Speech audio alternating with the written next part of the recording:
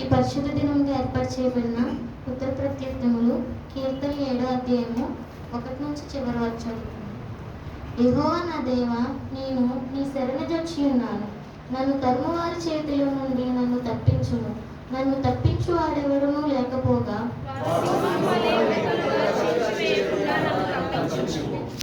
యెహోవా నా దేవా, నేను ఈ కార్యం చేసిన ఎడల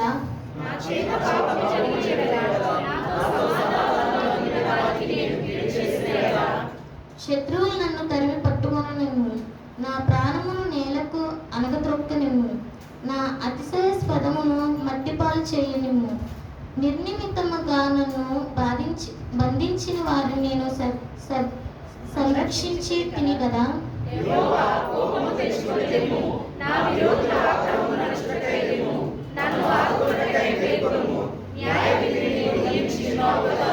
జనముల సమాజముగా కూడి నిన్ను చుట్టుకొనినప్పుడు వారికి పైగా పరమందు ఆసీనుడగు కమ్ము.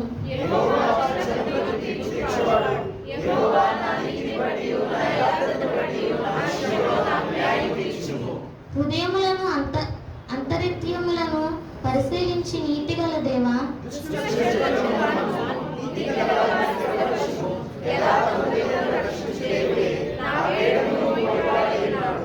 న్యాయమును బట్టి ఆయన తీర్పు తీర్చును. ఆయన ప్రతిదినము కోపపడు దేవుడు.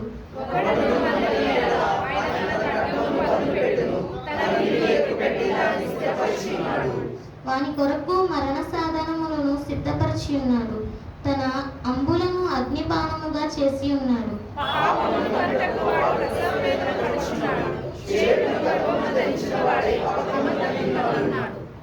వాడు గుంట త్రవ్వి దానిలో లోతు చేసి ఉన్నాడు. తాను త్రవ్విన గుంటలో తానే పడిపోయాను.